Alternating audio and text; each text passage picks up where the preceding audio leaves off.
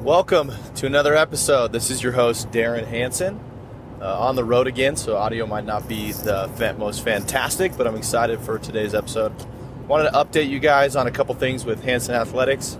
For those tuning in, we have our scheduled move. We are expanding our gym on March 1, so we have that coming up soon. We have about a month in our old location, and then we're going to move into our new spot, which we're super excited about for the people that we service here in Pocatello. We also have some sweet deals going on training teams and individualized remote coaching. So if either of those things appeal to you and you're in need of some help with your training and direction, now is a great time to begin to start that journey with us and with our coaches. So today's episode, we'll get right into it. We're going to talk about speed development, because this is a popular question that we get from coaches, from athletes, from parents alike. So we're going to talk about speed development. And first and foremost, I'm going to swing it back to kind of the prerequisites for speed. We typically have parents come in with young kids, so think 10, 11, 12, 13. And they are interested in seeing their child increase their speed because maybe they're behind others their age. Maybe they just feel like they're not as good as they could have been, or they used to be faster and now they're slower. So the conversation, when that comes into play, always starts with kind of the base requirements and the needs of kids that age to increase their speed, and then we'll work through this conversation into what it looks like for an athlete that is developed. Okay, so first and foremost, when somebody brings a kid in that age and has the request to see their kid increase their speed, first and foremost, the coaches know we need to increase their strength and power. Okay, so strength being the pretty much the base block, building block for all of this. We call it a base level of strength. So if an athlete comes in and they do not have what we would label as a base level of strength, that is the first priority, because to be fast, you have to be strong, and you have to be able to put power through the floor. So what's unique with that age group is you also have the need to be strong, which a lot of them haven't built that base level of strength yet. Number two, there's a little bit of what we call neuromuscular coordination that comes into play here. So that's the ability for the brain to efficiently. So neuromuscular efficiency is also a thing. So you have efficiency and coordination. So the brain's ability to efficiently fire the muscles required to move fast. Okay, and required to create speed, push through the floor, and run. Also, the coordination. So as a kid is developing, there's such a wide range of where they're at, if they're between 10 and 13 years old, with just how naturally they begin to develop with neuromuscular coordination. So through getting strong and lifting weights and giving them opportunity with movement patterns in a controlled setting where they can get coaching, we can start to cause some accelerated adaptation and improve that neuromuscular efficiency a lot faster than if it was just happening on its own outside of a structured strength program. So what you'll see is those two things start to come together. So as they get more efficient, as their coordination goes up, you'll see a speed increase immediately. So that's when somebody's brand new, they're going to get faster very quickly. Also, as they get stronger, even without any technique or form, there's going to be some sort of increase in speed because of their ability to put power through the floor. Also, if they have poor movement patterns, though, it's important to note that this can also lead to a higher risk of injury. Okay, so if you're stronger, but your movement is still poor, you're going to be able to get yourself in some situations where you might get hurt, or be a little bit more prone to getting hurt. So let's move down the line. So let's say you have an older kid, and they come to us well trained, or we have worked with them for 2 to 4 years, they have that base level of strength, okay? And once that is in place, the question becomes a little bit more of making sure the training has carryover to sprinting, A, and B, giving them opportunities to sprint. So let's start with A.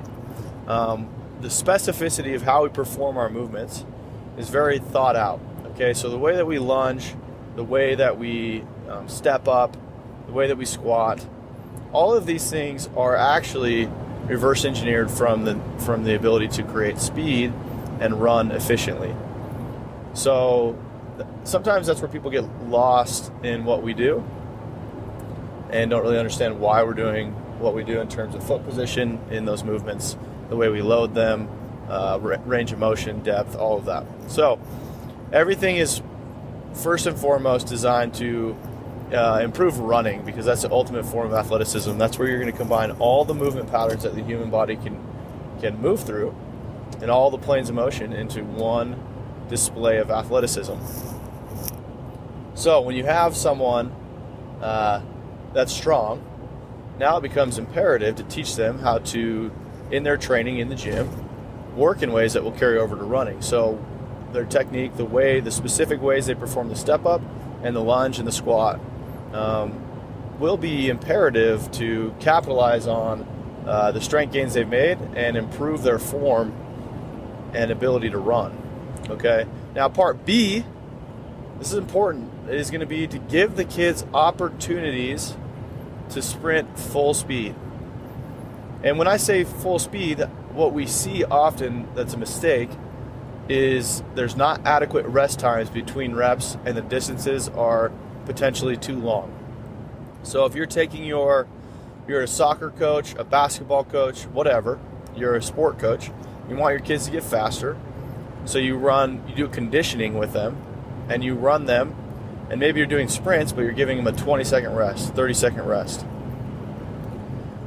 They're not going to be able to recover from full effort sprints, and each one is going to get a lower and lower output, and you're not working on running fast, you're working on running a little bit slower. So you're working on running at 85%. What's imperative is you give rest times that allow them to recover completely and let them run full speed every time. I mean full freaking speed. So if you have to rest 2 to 5 minutes, maybe 5 minutes with beginners, fine, do it. Take your time. You only need to get 3 to 4 reps in to really start to cause some adaptation. So adequate rest times are important. And again, the ability to run full speed. Now, the reason we love the true form, so the treadmill we have at our gym that you see on our social media all the time, and we're getting 2 more, we're going to have 3.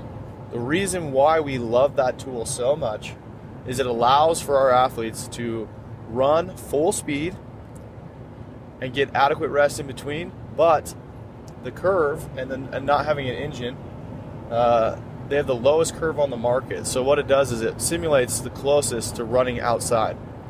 So you actually have to use a lot of muscle and pull through and push through the treadmill.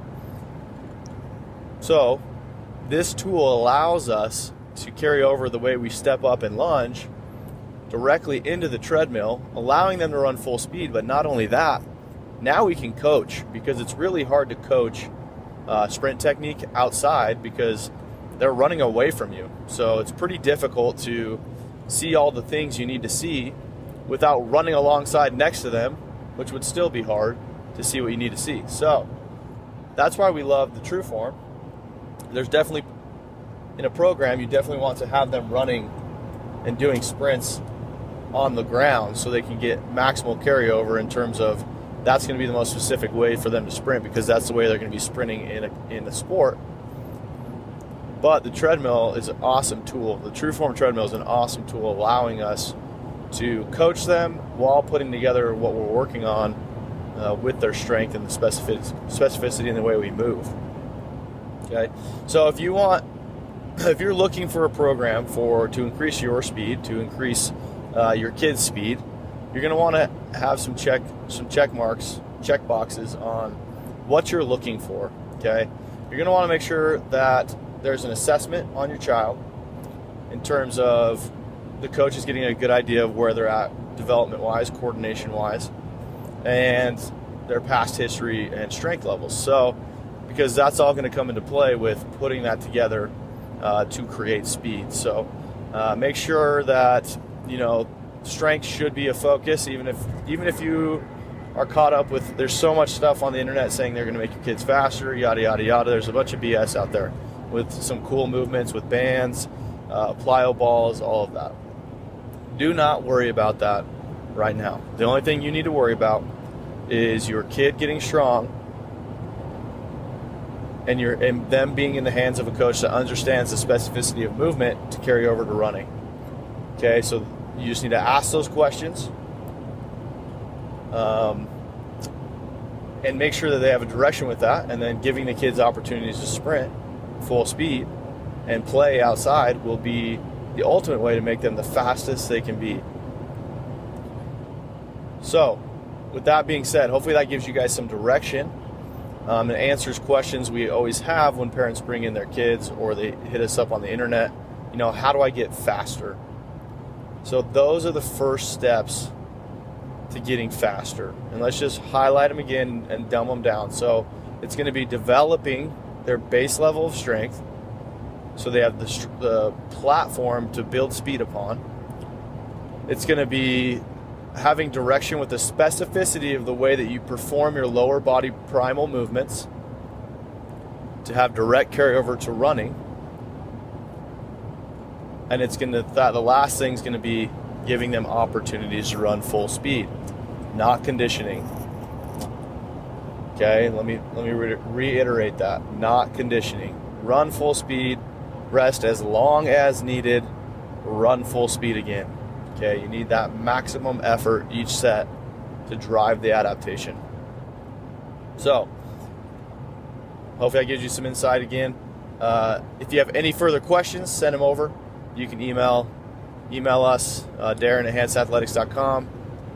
You can hit us up on social media, send us a message, anything like that. So Hansen Athletics, if you type that into pretty much any platform, you're going to get some responses, and we can help you out from there. So again, thanks for tuning in, guys. Thanks for all the support.